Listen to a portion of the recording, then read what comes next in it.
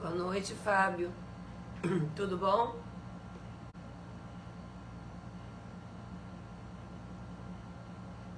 Bom, já são 20h30. Entrei um pouquinho em cima da hora, né? Peço perdão. Mas vamos iniciar nossa prece. Agradecemos a Deus a oportunidade de estar aqui. Pedimos à Virgem Maria, nossa mãe querida intercessora, que esteja conosco durante todo esse estudo e que eles amparem todos os espíritos que entraram no plano espiritual por esse veículo que é o suicídio. Ampare e peço em especial, Senhora, para essa moça que se jogou pela sacada antes de ontem. Que ela seja recebida nos seus braços, no seu amor, no seu coração, que ela seja resgatada pelos seus falangeiros e levada para o seu hospital, mãe querida. Graças a Deus. Bom, então estamos começando, né? São já 20 horas e 31 minutos. A aula de hoje é do capítulo 18, em que tem como subtítulo Homem, conhece-te a ti mesmo. E esse capítulo, como é muito grande, eu vou dividir em duas partes, tá? Então hoje eu vou dar somente a primeira parte e mês que vem eu darei o restante. Então vamos dar uma recordadinha da aula anterior, em que falava que Aníbal iniciava a aula. Lembra do Aníbal de Silos, que foi aquela criança que sentou no colo de Jesus, e a parte que competia a ele da matéria era o Evangelho, né? Então ele começa falando que a aula inicia ele falando que o objetivo era a reeducação sobre a orientação das normas cristãs, porque eles eram muito rebeldes, né? E Aníbal ainda afirma não existir misticismo supersticioso, nem fatos miraculosos e anormais no cristianismo. Então a gente vê que não existe nada de anormal, né? Tudo está dentro da lei de Deus, tudo que acontece é com o desejo e a vontade do Pai. Então, para a gente não ficar achando que tem misticismo, sabe, que tem determinadas crenças. Não, é só aceitar o amor de Deus como lei superior, e essa que a gente ainda tem necessidade de aprender. E o cristianismo, ele tem por base a recuperação moral de todos nós e a sociedade em que nós vivemos. Porque na medida que a gente recupera a nossa moral, que a gente se moraliza mais a mais, a gente acaba influenciando a pessoa que está do nosso lado. E nessa influenciação, a sociedade vai melhorando. Porque aí nós vamos ter o quê? Um esforço coletivo. Um esforço de reforma íntima coletivo. Que todos estarão com o mesmo objetivo, com as mesmas intenções, num único propósito, de se mudar moralmente. Porque na medida que a gente se moraliza, tudo ao nosso redor modifica. Tudo, a nossa vida fica melhor, os nossos espinhos vão sendo retirados de uma forma muitas vezes até amorosa, né? Porque às vezes tem aquela dorzinha que a gente já gosta dela e quando ela vai embora dá até saudade, né? Porque uma vez eu fazendo atendimento fraterno, existia um caso meio complicado e aí ela falava assim, mas e aí se ele parar de beber, como é que eu fico? Aí tu vê o coadicto, né? Aí eu falei assim, olha, você vai ficar impressionado, mas você vai ter uma vida mega calma. Não sei se você está acostumada, nem se vai gostar, mas vai ser muito bom para você. Então, antes que o fato acontecesse, ela já estava apegada com aquela dor, aquele sofrimento que ela vivia toda noite quando o marido chegava em casa. E a primeira aula consistia na apresentação da personalidade de Aníbal. Com que objetivo que ele queria contar quem era ele, como é que era a personalidade dele, a fim de que seus exemplos e os estimulasse a senda espinhosa em que seriam chamados para reparar seus débitos. Então, quando ele fala estimular na sua senha espinhosa, isso significa o quê? Que a senha dele não foi as mil maravilhas, que ele teve que se esforçar, que ele teve que passar por várias situações espinhosas, né? Para ele poder praticar o bem. Ele esteve o tempo inteiro praticando tudo que Jesus falava ao lado dele. Tanto é que ele pede a ele que ele socorra a mãe dele junto com esses espíritos sofredores, para que ele ensine tudo aquilo que ele aprendeu com Jesus. Olha que maravilha, né? E ele mostra todas as suas dificuldades. Ele mostra que não são flores. Porque a vida de ninguém é só alegria, só felicidade. Todo mundo, agora, nesse exato momento, está passando por alguma situação complicada, muito complicada, pouco complicada, mas situações que nós temos que resolver. Que afinal de contas nós viemos para esse planeta exatamente para isso. E, voltando aqui, né? E Aníbal explica tudo que eles tinham visto e não entendido, né? Por quê? Porque ele falava por acervo intelectual. Ele explicava tudo que eles estavam vendo, que naquela tela grande, lembra? Que tinha uma tela enorme, que todo o pensamento dele era reto projetado ali. Então, todas as cenas que eles olhavam e não viam, por falta de conhecimento mesmo até evangélico, e por falta de acervo intelectual, ele ia explicando fato a fato, como se fosse um filme que estivesse rodando na frente e que eles mesmos relatavam que muitas das vezes eles sentiam, muitas das vezes não, eles sentiam fazendo parte daquele ambiente. Porque as cenas eram assistidas através dessa tela, né? E vimos que essas cenas foram reproduzidas através dos fluidos magnéticos dos discípulos, que todos eles eram colocados em círculo, ele aqui na frente, e eles irradiavam para Aníbal, para que pudesse ter imagem e som, para que Aníbal não tivesse muito desgaste fluídico, né? Porque requeria muito desprendimento desses fluidos para poder gerar tantas palavras, imagens, cenas, para todos eles entenderem. E vimos que a ciência psíquica transcendental, utilizada por Aníbal de Silas, né? Toda aquela parte que foi apresentada. E Jesus, em sua oratória, ele utilizava esse tipo de ciência, tendo em vista que a população era muito ignorante e que não entenderia o que Jesus estava falando. Então Jesus, no Sermão do Monte, ele estava lá em cima, conforme ele falava, aquelas cenas eram sendo criadas na mente dele, ainda mais que Jesus tinha um magnetismo impressionante, muito mesmo, e que todos viam e ouviam o que Jesus estava falando naquelas cenas maravilhosas mentalmente? Não. Uma parte via e ouvia as cenas criadas por Jesus e outros só via e só escutava o que Jesus falava e outros estavam ali sem escutar absolutamente o que Jesus falava, puramente por curiosidade, para ver quem era aquele nazareno que fazia tantos milagres, né? E todos tinham a capacidade de ver ou ouvir essas imagens? Não, conforme eu falei. Seus discípulos era do mesmo modo, eles falavam como Jesus, né? Eles apenas ouviam uma narração, mas ele assistia e via como se o presente estivesse aos feitos sublimes do inesquecível mestre.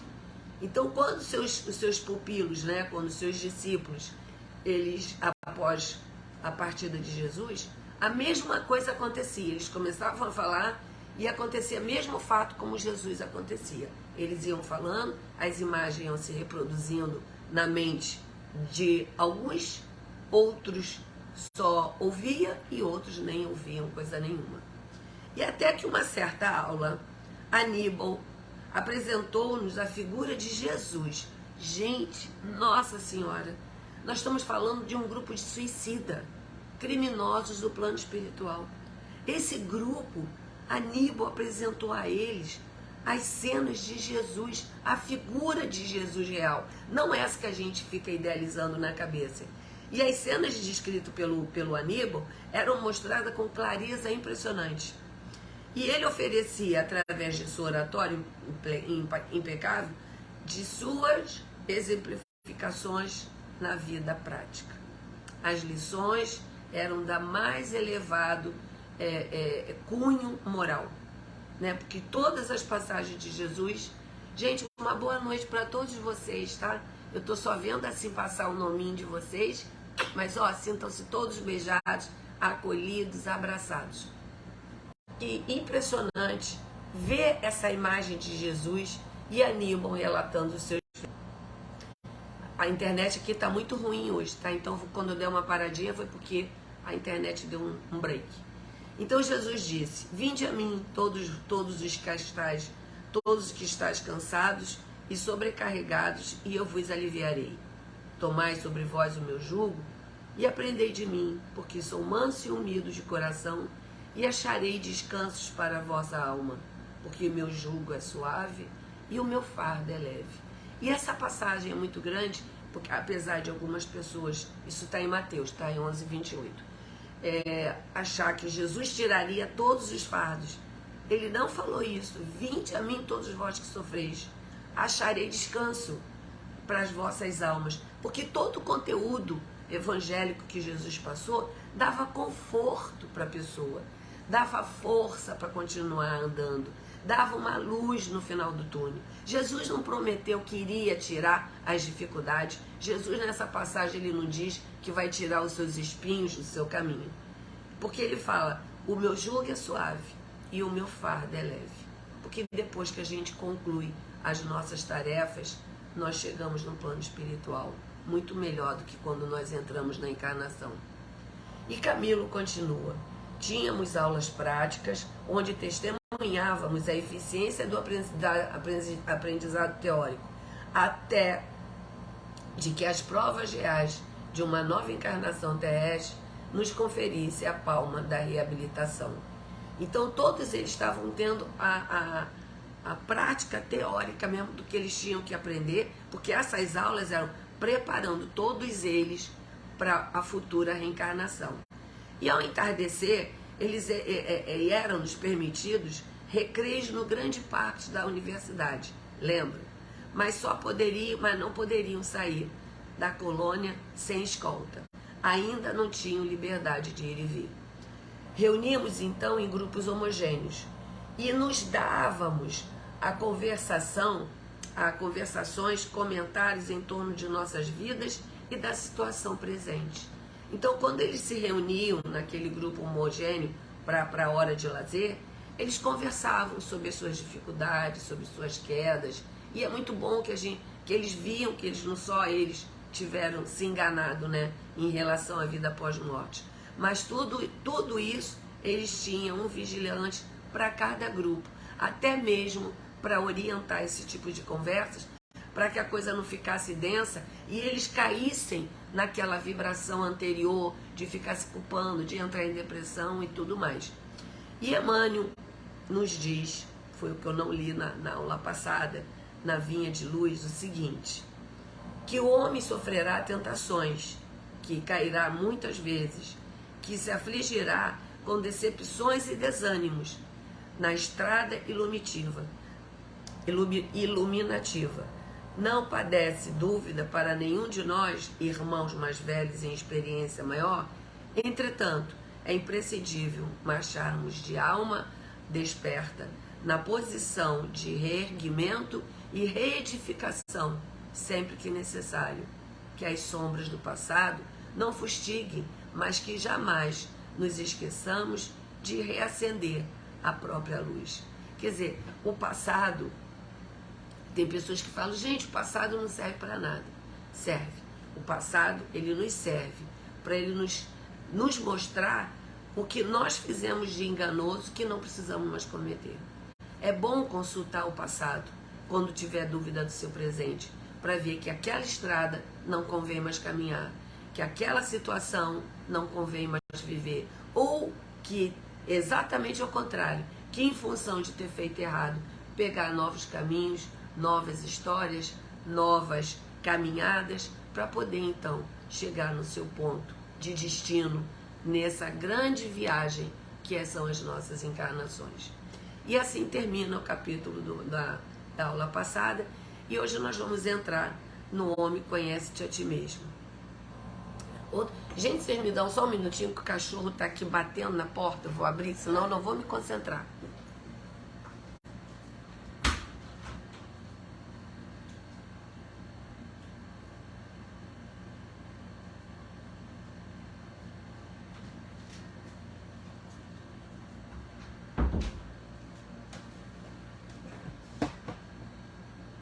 Pronto. Assim fica mais fácil, que ela fica aqui no meu pé. Parece que minha filha adivinha, gente. O dia que eu vou dar aula, ela traz o cachorro para eu tomar conta, que é uma fofurinha. Mas faz um pouquinho de confusão. Mas continuando. Então, vamos começar agora, o Homem Conhece-te a Ti Mesmo, né? E outros cursos, André Luiz falando, Camilo falando, desculpa porque eu estou dando mensageiros também, acabei de dar agora. Outros cursos, não menos importantes, faziam para a reeducação deles, né? Não era só Aníbal de Silas. E tinha a nova matéria, que era Ciência Universal. Somente após de 2 anos de evangelho com Aníbal, de iniciados no curso da moral cristã, que eles poderiam cursar, de ter já um preparo de base de evangelho para poder cursar essa ciência universal.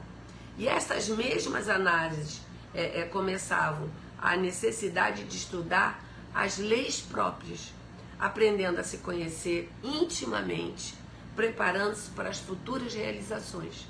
Então essa nova matéria que eles iam estudar era exatamente para eles se conhecerem, porque não tem como a gente se modificar se a gente não se conhecer, se a gente se olhar de frente e falar, meu Deus, você ainda precisa mudar isso, como é que você ainda continua falando ou fazendo tal coisa? E eles faziam nessas aulas exames pessoais melindrosos, e eles ficaram, e de que forma era isso? Aterrorizados para o orgulho. Instantinho só. Só um alerta. Antigamente eu achava que era uma coincidência muito grande eu ficar doente todas as aulas de memória do suicida. Até que hoje caiu a ficha. Eu não fico doente no dia das aulas. Eu fico com um registro muito forte. Ou eu estou espirrando, ou eu estou febril. Hoje, por exemplo, estou sem voz. Mas os nossos amigos espíritos suicidas que estão aqui assistindo, por mais queridos que sejam, eles me passam essa energia densa, né? Mas graças a Deus me deram um corpo que eu consigo suportar. Então, quando vocês me verem assim, com a impressão de adoentada, eu não estou adoentada, eu estou com registro do tipo de aula que nós temos, que é uma energia densa que a gente traz. Graças a Deus que eu tenho possibilidade de passar por isso, graças a Deus estamos todos nós doando energia para esse grupo de espíritos que aqui já se encontram. Mas voltando, faziam exames pessoais melindrosos, aterrorizantes para o orgulho, vaidade e paixões daninhas, que os haviam jogado na queda para o abismo anterior. E também a dissecar o caráter, a consciência e a alma. Gente, muito difícil essa aula, vocês concordam? Eles tinham que checar o seu orgulho, vaidade e suas paixões, o caráter, a consciência e a alma. Então era uma autoanálise o tempo inteiro. E tem uma hora que a gente se cansa com a gente, né? Então eu ficava, meu Deus do céu, imagina esse apanhado para espíritos rebeldes, espíritos orgulhosos, espíritos vaidosos, espíritos que não queriam saber de nada. Tem que começar esse curso dessa autoanálise. E com que objetivo? Conhecimento da alma humana. Como dói entrarmos em contato com nós mesmos. Como é difícil administrarmos os nossos vícios e fraquezas e quedas. Como incomoda a nossa inferioridade. Que a gente olha assim, meu Deus do céu, como ainda sou pequena, como ainda tenho dificuldade. Oi, Mara, boa noite, tudo bem, querida? Como é difícil ainda caminhar nessa estrada, como eu ainda patino nessa situação. E quem era o instrutor dessa matéria? Era Epaminondas de Vigo.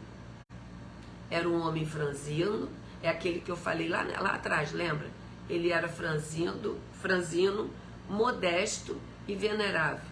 Trazia a imaculada brancura da luminosidade transcendental. Era um gigante na oratória. Então, ele era aquele homem pequenininho, que você parecia aquela coisa insípida, mas na verdade ali estava um grande espírito. E qual era o perfil, né? Qual era a personalidade de Epaminondas? Eu sempre gosto de dar para a gente criar uma imagem na nossa mente. Fora mestre de iniciação de antigas escolas de doutrina secreta na Índia e no Egito, que ele foi, né, mestre, ele era um espírito muito rígido, muito mesmo, de virtudes inalcançáveis, né, inatacáveis também, erguia energia inquebrantável, infundia mais que respeito, verdadeira impressão de pavor.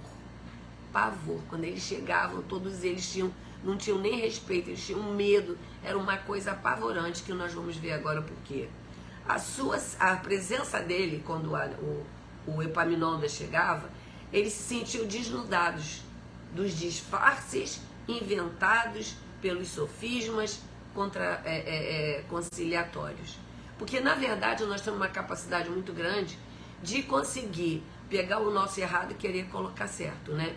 Então, eles ficavam desnudos desse disfarce. Ah, eu me suicidei porque ninguém me compreendia. Não, você se suicidou por falta de fé, por falta de estudo, né? Por falta de um objetivo, por orgulho, por vaidade. Não porque você era um coitadinho, né? E eles se sentiam o peso vergonhoso da inferioridade, porque eles não conseguiam ali disfarçar realmente quem eles eram. E a inferioridade que eles já tinham, cada vez eles sentiam maior. E incomodade de serem responsáveis por delitos degradantes. E eles eram considerados criminosos no plano espiritual, como nós já vimos lá atrás também. Eles sabiam que não passava de rebeldes e insensatos. Isso já é uma evolução, sabia? Você ter noção que você é rebelde, que você é insensato, que você é turrão, que você é implicante, isso já é evolução. Porque você já está começando a se conhecer. Você já está começando a se enxergar. E isso é maravilhoso. E que teriam sacrifícios permanentes a fim de conseguir elevar-se das trevas em que se precipitaram. Então, todo suicida sabia já ali, quando já foram para ali, que as suas encarnações não seriam fáceis. E até por medo, eles preferiram continuar no plano espiritual aprendendo. Ou seja, resumindo, era um verdadeiro suplício de natureza moral. E o maior suplício é a parte moral. E aí ele vem falando, nessa fase que eles se encontravam, Epaminondas os auxiliaria a esfolhar a própria consciência, levando-a a desdobrar-se até as recordações remotas das sucessivas migrações terrenas que tiveram no pretérito. É fácil, gente? Não. Imagina, é como se estivesse descascando uma banana, né? Tava tirando tudo ali do fundo do baú. E isso é fácil? Não é por isso que eles ficavam aterrorizados. Porque além de não ser fácil, é doloroso, mas acima de tudo muito necessário. Porque não tem como você mudar aquele ponto em que você não foi lá no âmago da questão. Não tem possibilidade de você se consertar se você ainda não se sente culpado daquilo. Quando você coloca no outro, quando diz, eu estava muito calmo, mas a pessoa chegou, me tirou logo a minha paciência. Então, para começar, não tinha paciência. E, na verdade, a humanidade tem por hábito colocar no outro a culpa que é de nós mesmos. Dói menos, fica mais fácil e não pesa na tua consciência. E qual era a diferença de Epaminondas e de Aníbal de Silas? O que eles tinham de diferente? Enquanto Aníbal de Silas trazia o evangelho consolador de Jesus, né, acendia aqueles faços luminosos na confiança do porvir, que o Aníbal é todo fofinho, né? É a coisa mais gostosinha. E Epaminondas de Vigo devassava com o olhar os refolhos do ser de cada um deles. Ele não passava a mão na cabeça. Ele era rígido, era disciplinado e ele estava ali para curá-los, para ensiná-los a ver quem ele realmente era. Arrancava a lágrima dos corações, renovava angústias ao obrigá-los a estudos no imenso livro da alma. Isso tudo doía demais, o arrastando a estados de sofrimento inconcebíveis à mente humana e faziam atingir os limites da loucura. Olha o estado de que cada um ficava, e que era por isso que eles tinham pavor mesmo. E era por isso que eles não conseguiam, falavam em Epaminondas, eles morriam de medo, porque essa era a matéria desse grande mestre, né? E qual era o objetivo desse método, né? Pavoroso, que levava pavor a todos eles? Reconhecer a inferioridade pessoal, e reconhecendo a sua inferioridade, você se elevaria na moral e na autoeducação. É aquele negócio, você reconhecer que você já não é bom, já é bom. Você reconhecer que você foi incorreto naquela situação, já é um grande passo para você mudar aquela situação, que é o conhece-te a ti mesmo, né? E ambas as aulas, tanto Epaminondas e Aníbal, eram necessários para o desenvolvimento psíquico de todos aqueles que estavam ali. Não havia ainda um terceiro curso, né? Eles já tinham dado com Aníbal, que é o Evangelho. Epaminondas estava dando essa descoberta toda do ser, mas tinha mais um curso que constituía na prática da observância das leis da providência. Aplicação na vida prática, olha só, prática, dos dois cursos anteriores desenvolvidos geralmente ou no santuário ou na crosta terrestre. Então pegaria toda aquela parte de Aníbal, que é o Evangelho, é amar ao próximo, ajudar a todos, o estudo de todas aquelas parábolas do samaritano, do mal rico, né? E colocar em prática, né? Na vida prática do curso, né? Nas regiões inferiores da crosta ou no própria colônia. E o instrutor Surya Omar, aos domingos ele repousava, que na verdade essa terceira matéria era do Surya Omar. Aos domingos eles descansavam, como todo mundo trabalha, tem um dia que tem que descansar. E as faculdades espirituais pouco desenvolvidas e abaladas pela vibração baixa, não permitia que eles tivessem muita continuidade, né? Em função de serem debilitados ainda. Muito debilitado pelo estado que eles chegaram no plano espiritual. Descansava e se divertia ao mesmo tempo, tomando parte de reuniões fraternais ou visitando outros departamentos da colônia, né? Na verdade, eles descansavam trabalhando e se divertiam ao mesmo tempo, porque não existe parte ociosa no plano espiritual, mesmo no horário de lazer, mesmo no seu momento de folga, mesmo no seu momento em que você, tipo assim, agora eu vou descansar de tudo. Não, eles estavam envolvidos ou em visitas ou em conversações edificantes. E aprendiam ainda, progredindo em conhecimento, obtendo noções da arte clássica transcendental. Gente, Deus é muito bom. Nós estamos falando de um grupo suicida. Deus é muito bom. Olha a quantidade de coisas maravilhosas que ele tinha. E tinha uma nova modalidade de servir a Deus e a criação, utilizando do belo, empregando a beleza. Olha só, né? Por isso que você vê que os espíritos evoluindo são bonitos. O plano espiritual é bonito. Nos mensageiros, o posto de socorro, quando André Luiz começa a descrever, que coisa maravilhosa. Lá, aqueles salões enormes, com aquelas pilastras fantásticas, com aquelas varandas lindas, né? Aquela muralha que parecia a muralha da China, lá no posto de socorro de Campos da Paz, né? E André Luiz, ele descreve, como Camilo também, muito bem as situações no plano espiritual. Se bobear, a gente consegue até sentir cheiro. E em locais que você há de ouvir, que não é nenhum nirvana, né? Um posto de socorro dentro do umbral, para atender todos aqueles irmãos que estavam ali. E um dos encantadores palácios da Avenida Acadêmica instalava-se a Escola de Ciência da Universidade do Burgo da Esperança. E como era essa escola, né? Eu gosto muito de descrever essa arquitetura, né, dessa escola de ciências. E Camilo vem relatando. Majestoso e severo em suas linhas arquitetônicas, ao lhe penetrarmos os umbrais, tínhamos a impressão de que ali Deus era venerado com todas as forças da razão, da lógica e do conhecimento. Olha só como o belo é bom, né? Como ele diz aqui, se utiliza do belo empregando a beleza. Então todas as arquiteturas, né?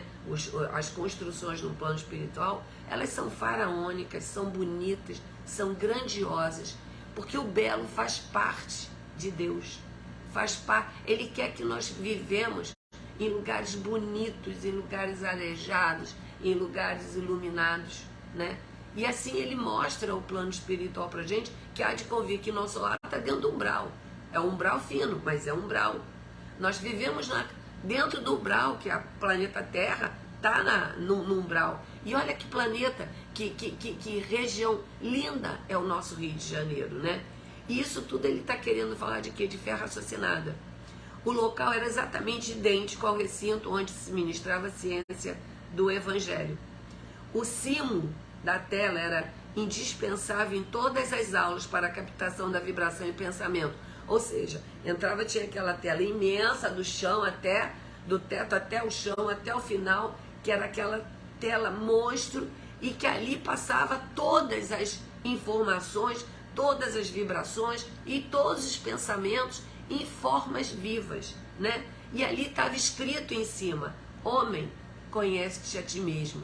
E essa sentença ainda resolverá o mundo terrestre na sua sociedade.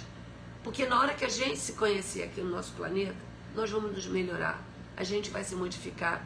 A gente não vai, um país não vai invadir o outro dizendo que acha que aquele pedacinho lhe pertence. Porque a pessoa vai ter noção que a pessoa é uma gananciosa, é um orgulhoso, é um tirano. E na hora que você se vê dessa forma, você não aguenta e você recua. E espécie de autorização do verbo divino para o trabalho que se desenvolveriam sobre a invocação de suas leis. Ninguém entrará no reino de Deus se não nascer de novo. Jesus já disse, não é? Eu acho linda essa passagem. E isso não serve somente para eles, isso serve para a gente. Se a gente não se melhorar, como é que a gente vai ver o reino de Deus se a gente não desencarnar para encarnar de novo? Não é isso que nós já fazemos milenarmente? E é necessário, e cada vez que a gente vai e volta, a gente se conhece mais um pouco. É necessário se conhecer para renascer em melhores condições, com mais conhecimento de si mesmo e de um todo, porque nós fazemos parte de um todo. Nós não estamos aqui soltos e jogados. Nós não estamos aqui sem um acompanhamento de espíritos, né? Conosco, nos acompanhando o tempo inteiro, torcendo pela nossa vitória e nos ajudando muitas vezes, nos intuindo, nos ajudando, mas o livre-arbítrio da caminhada é sempre nosso. Curso rápido preparatório sobre ciência universal, que é a doutrina secreta. O ensino seria gradual de acordo com a capacidade de cada um, mas o grupo era bem homogêneo. Os educadores, que é Epaminondas, Aníbal e Sorialmar, eles seriam subordinados a um método e normas estatuídas por Jesus de Nazaré. Então eles não estavam dando aula assim, né? Aquilo já tinha vindo do alto, Jesus falando que era assim que era para ser dado aula para aquele grupo de espíritos sofredores. Tanto é que ele orienta Aníbal a levar o evangelho dele para que eles conhecessem o amor. Lembra? Vai Aníbal, e ajuda minha mãe na missão dela com aqueles sofredores mais baixos. E eles eram iniciados na cristão em alta classe moral. Extraíam da escola de moral e fraternidade estabelecida pelo Cristo modelos e métodos para exercerem entre os homens encarnados e os espíritos em trânsito as elevadas aptidões que possuíam. Quer dizer, eles levavam esse ensinamento para todo mundo. E Camilo relata que quando levantou-se Epaminondas de Vigo, pela primeira vez ele ouviu falar na sua voz. Você vê, até então, todo esse dissecamento, podemos assim dizer, era feito em silêncio. Epaminondas não abria a boca para dar um ai. e conseguia dissecar todos eles até na mais funda profundeza da sua alma. E ele fala, pela primeira vez ouvimos a sua voz, acordando-nos as faculdades para as novas conquistas morais, mentais, intelectuais e espirituais. Então, quem acha que a gente não precisa estudar, que a gente não precisa ter conhecimento de absolutamente tudo, se engana. Porque como isso faz falta no plano espiritual e como isso nos faz falta quando a gente retorna aqui para baixo. Epaminondas explicou a ordem das matérias. Primeiro, os ensinos morais expostos nos evangelhos do Redentor. Com que objetivo? A fim de adquirirmos critérios suficientes para só então atingir outros esclarecimentos que, ministrado a revelia da educação moral, resultaria em estéreis, se não nulos e não prejudiciais. Hoje está bravo, gente.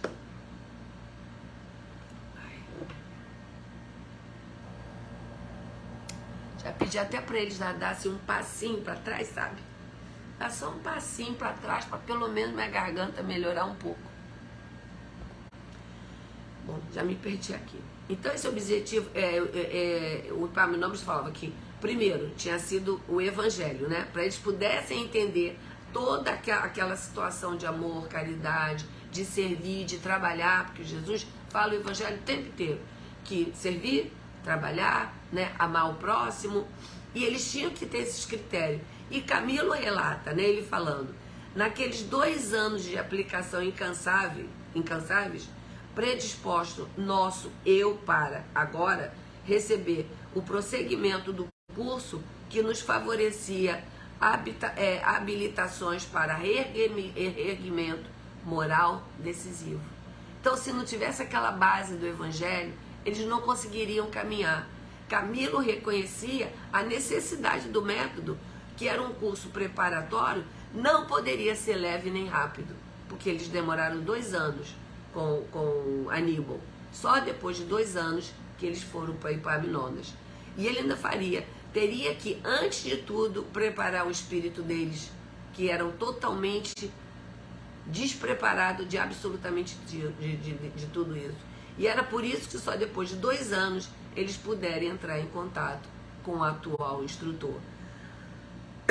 E aqui eu vi até no texto como uma forma de curiosidade que antes de Cristo, ensinos secretos só eram ministrados a indivíduos que durante 10 anos, pelo menos, dessem a maior rigorosa prova de sanidade moral e mental, ou seja, de reforma íntima. E quais seriam essas provas de sanidade? O domínio das paixões, que é exatamente o que os suicidas não tinham, dos instintos, né? Os desejos em geral, isso tudo tinha que ter domínio, das emoções pela vontade, e iluminava com as santas aspirações o bem e o testemunho das virtudes. Então essa prova só depois de 10 anos que eles conseguiriam ser aprovado para o curso que aquele grupo de suicidas estavam fazendo no momento. E Camilo continua. Epaminondas encorajava-nos ao rigor de um ensaio para severa iniciação. Eles ainda estavam ali em preparação, igual aqueles que ficaram 10 anos fazendo toda aquela prova de sanidade moral e mental. Eles estavam ali, ele seria rigoroso a iniciação deles, porque eles não tinham 10 anos para poderem ficar ali. Pois a nossa boa vontade, do nosso valor na aplicação do experimento presente, dependeriam os êxitos futuros. Ou seja, se eles não conseguiriam passar por aquilo, a encarnação seria um fracasso. Porque seria muito difícil, que é muito difícil a reencarnação de um suicida, mas que eles não estariam aptos a chegar aqui e vencer mais uma vez essa prova da dificuldade de tudo mais e não se tirar a vida. Serviria para fortalecer para as eficácias das reparações. Eles eram muito frágeis, mentes traumatizadas pela violência do ato. Então eles tinham que ser todo preparadinho com essas aulas que eram ministradas, que tinha que ter essa rigorosidade, porque eles eram espíritos rebeldes e indisciplinados. O aprendizado científico surgiu num curso normal. Epaminondas ministrou o nascimento do globo terrestre. É uma pena que eu não consigo, como eu não dou aula no meu computador, eu dou no telefone, que o ideal era passar o nascimento, né, do globo terrestre, né, falando da criação do mundo, que esses filmes são belíssimos, né? O nosso planeta iniciou em uma nuvem cósmica e começou a se consolidar há cerca de 4 bilhões e 500 milhões de anos. A origem do universo, né, foi do Big Bang, aqui o nosso planeta.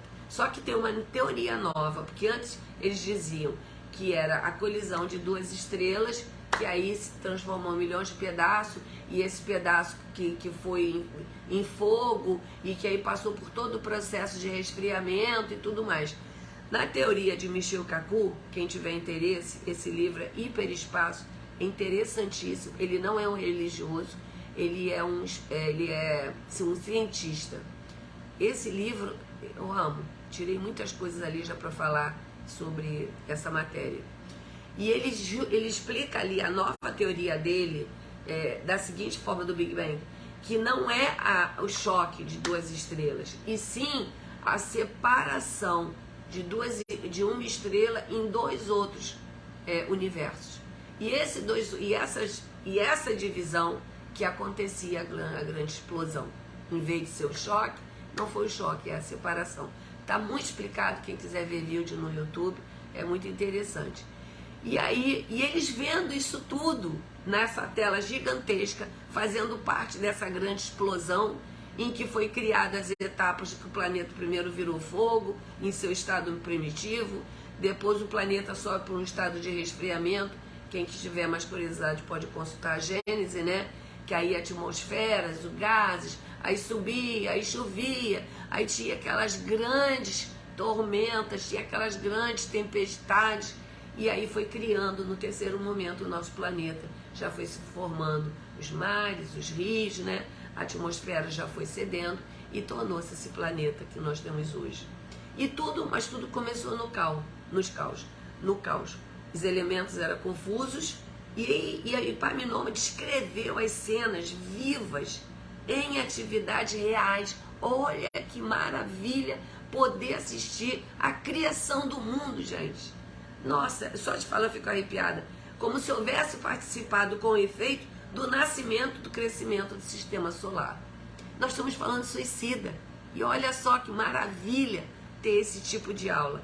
Ele viu as centelhas de ebulição, as trevas do caos, os aguaceiros e dilúvios aterrorizantes, os grandes cataclismas para a formação dos oceanos e rios, o maravilhoso advento dos continentes com o nascimento de montanhas majestosas. Gente, olha que coisa linda, né? E vendo isso tudo como se estivesse ali em tempo real. Viram a Terra se povoando, né? Nós podemos também ver isso através da Gênese, quando ele diz: o centro da Terra ainda é muito quente, mas na superfície a temperatura vai se tornando ideal para o aparecimento das vidas orgânicas. E no Livro dos Espíritos, na questão 44, de onde os seres vivos vieram para a Terra, os Espíritos respondem: a Terra continha os germes que aguardavam um momento favorável para se desenvolverem. Os princípios orgânicos se uniram e formaram os germes de todos os seres vivos. Esses germes permaneceram ocultos em estado de inércia até que o momento propício ao surgimento de cada espécie. Os seres de cada uma espécie se reuniram e então se multiplicaram.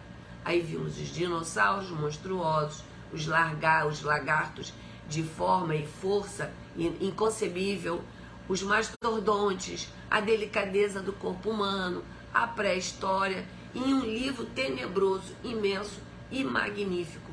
Era a epopeia da divina criação de Deus. E eles assistindo toda essa criação do nosso planeta, desde quando ele era uma nebulosa, até ele se tornar o nosso planeta. E Jesus foi destacado junto ao grupo dos espíritos puros para presidir esse nosso orbe. Jesus acompanhou todo esse processo da formação da terra e seus habitantes. Esse grupo de espíritos trabalhará sobre a coordenação de Jesus, preparando tudo com muito amor para a vida de espíritos que habitariam na terra, que somos nós. E assim surgiram as lições sempre sequentes e parceladas dessa história linda que foi a criação. Aí eles começaram a ver essas histórias parceladas, a idade do homem, a divisão de raças, a suprema glória do planeta, né? Abrigando finalmente a parcela divina que um dia deverá refletir a imagem e semelhança de seu Criador. E ali na questão 4, Kardec pergunta: onde podemos encontrar a prova da existência de Deus? Num axioma que aplicais às vossas ciências. Não há efeito sem causa. Procurai a causa de tudo que não é obra do homem, e a vossa razão vos responderá, que é a obra de Deus, né? E Kardec ainda faz um comentário dizendo: para crer em Deus é suficiente lançar os olhos às obras da criação. O universo existe, ele tem, portanto, uma causa. Duvidar da existência de Deus seria negar que todo efeito tem uma causa e avançar que o nada pode fazer alguma coisa. Impossível isso ser verdade, né? E o homem despreza conhecer tudo isso. Tem gente ainda que ignora, tem gente que ainda acha que o homem não foi à lua. E o que nós fazemos com esse nosso planeta lindo e maravilhoso? Destruímos os nossos rios, os nossos mares, a nossa natureza. Tem horas que me dá a sensação que o planeta está desmanchando. Um local alaga, o outro tem terremoto, mata um monte de gente, o outro tem um frio que está insuportável, como nos Estados Unidos. Então, a natureza está se revoltando em todos os pontos. No livro Nosso Lar, no capítulo, na página 11, onde tem subtítulo Novo Amigo, Emmanuel nos diz o seguinte: o homem terrestre não é deserdado, é filho de Deus em trabalho construtivo, envergando a roupagem da carne, aluno de escola benemérita, onde precisa aprender a elevar-se. A luta humana é a sua oportunidade e a sua ferramenta é seu livro. Nós escrevemos o livro da nossa vida. Nós ditamos como que vai ser, né? Nós somos artífices do nosso próprio destino. E Camilo faz uma reflexão muito grande aqui, em onde ele diz: e hoje, às vésperas da volta, porque estão se preparando para voltar, apenas averiguamos que nada podemos aprender ainda, que apenas soletramos as primeiras letras do plano material terreno. E aí Emmanuel nos diz novamente no livro Nosso Lar: a terra é oficina sagrada e que ninguém a menospreze sem conhecer o peso do terrível engano a que submeteu o próprio coração. E Epaminondas poderia tornar visível no presente o que acontecera há milênios, né? Ele trouxe todo o passado de volta para o presente, extraído do arquivo do infinito. E como era feita essa extração? Agora, isso daqui, nós sabemos que Leon Denis, ele pegou a história de Camilo e escreveu, botou a doutrina em cima. Até por falha minha, eu não citei quando eu percebia que era Leon Denis. Mas hoje eu estou falando que essa frase, esse texto, não poderia ser nunca de Camilo, porque Camilo era um literário, ele não era um cientista. Então eu acredito que é isso que eu vou ler agora de Leon Denis. E ele fala como seria feita essa extração, né, desses arquivos. E Leon Denis nos diz o seguinte: as imagens eram retidas nas ondas vibratórias do éter luminoso, a reprodução do que se passara na Terra desde sua criação. Ou seja, os arquivos estão lá. Se perguntar aonde estão, eu não sei, mas estão todos lá. Eles sabem e eles vão lá e retiram, como o arquivo que a gente tem aqui no nosso computador. Pega a aula de hoje e vou melhorar ela. Então eu sei onde que está a aula de hoje no meu computador, concorda? E assim eles foram pegando os arquivos que eles achavam, essas imagens que eles precisavam ver da criação do mundo, da passagem de Jesus e tudo mais. E Leon Denis nos relata, né, eram retiradas e impressas nas vibrações da luz, como as paisagens, na fragilidade de uma bolha de sabão. Olha que poético isso, né? Então, eram selecionadas pelos magos da ciência transcendental, ou seja, era feito uma projeção holográfica, que aí, hoje em dia a gente já tem e a gente consegue entender, né? E o que nós precisamos entender é que isso aqui é física quântica, que eu vou ler agora, que só pode ter sido escrito por Leon Denis. Camilo não tinha esse grau de conhecimento. Então aqui vai. O que nós precisamos entender é que nós vivemos em plena eternidade, ou seja, cada um, o momento eterno, o segundo eterno, precisamos valorizar o aqui e o agora, valorizar o momento da nossa curta existência no planeta.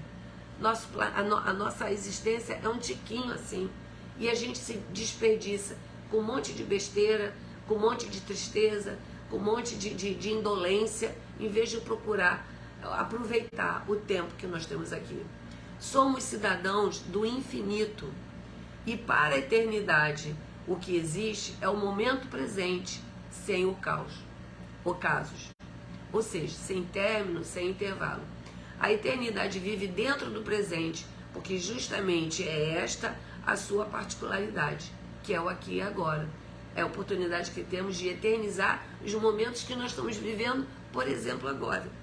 Um dia nós teremos isso no nosso arquivo da vida, né? De nós estarmos aqui reunidos, ajudando a todos esses espíritos sofredores, né? Que por engano entraram no plano espiritual da pior forma. E isso é física quântica. Camilo não era letrado. Ele não teria conseguido escrever isso. Vocês concordam? E Mário Quitanda nos diz o seguinte: a eternidade é um relógio sem ponteiros. Eu achei isso tão bonitinho.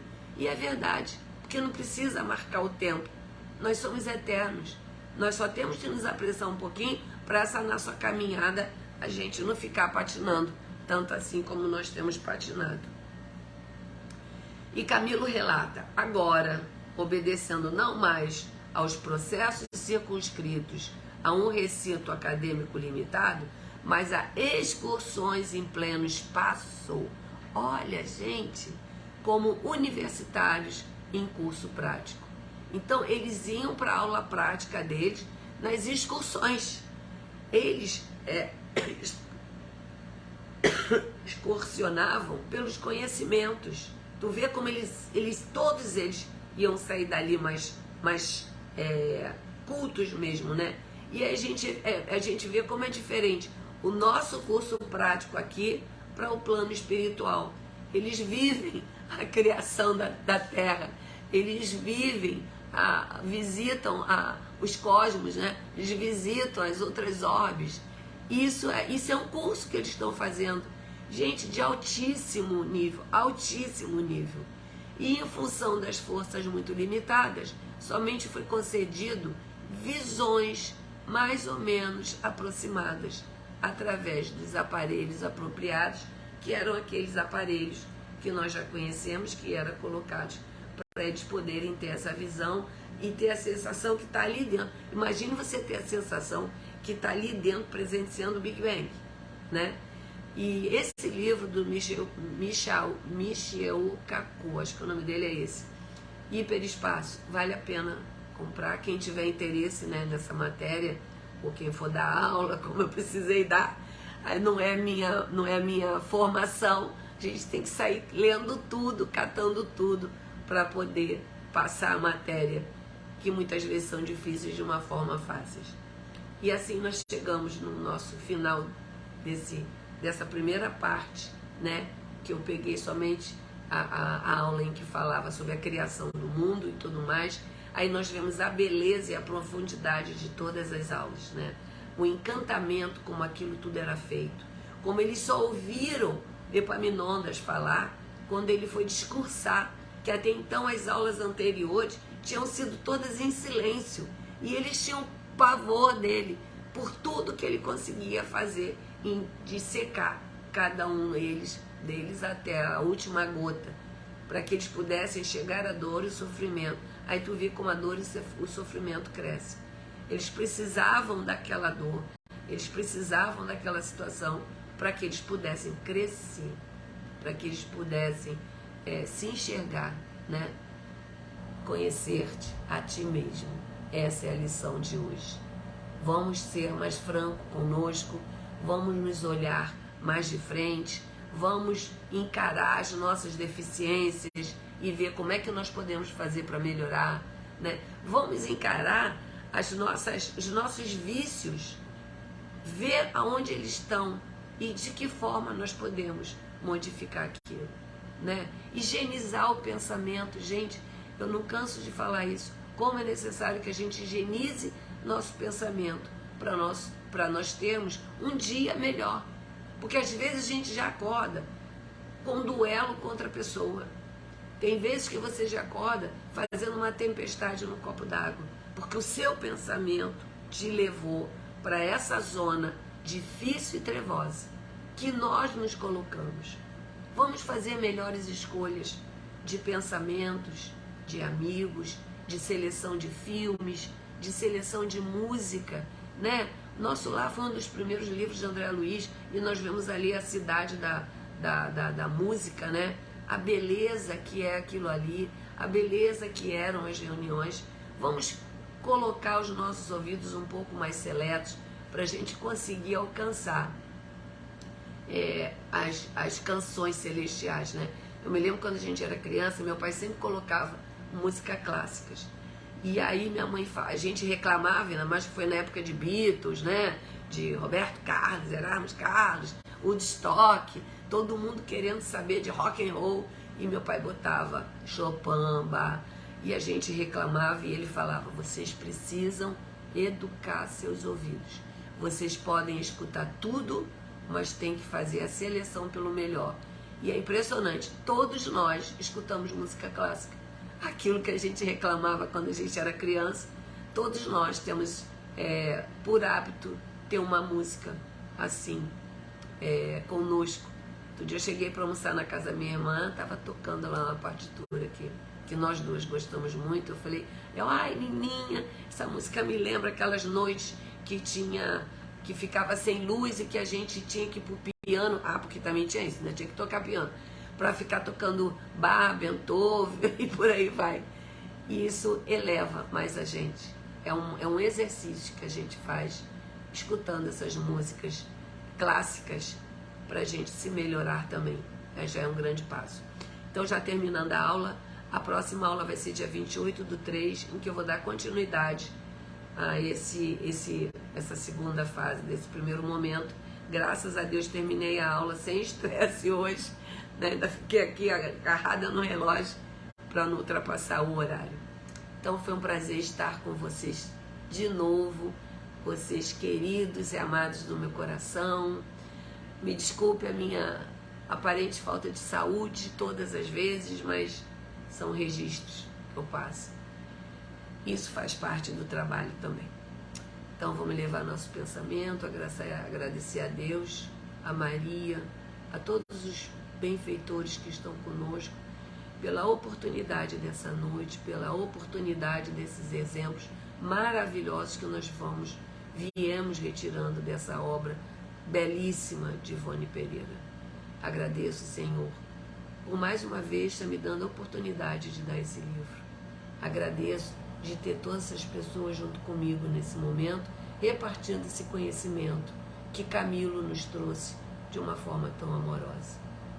E peço permissão de nossa parte de dar por encerrado o estudo da noite de hoje. Graças a Deus. Queridos, beijos, beijos, beijos. Eu estava falando, só vi os nomes subindo. Foi um prazer enorme estar aqui novamente. Graças a Deus. Até mês que vem, dia 28.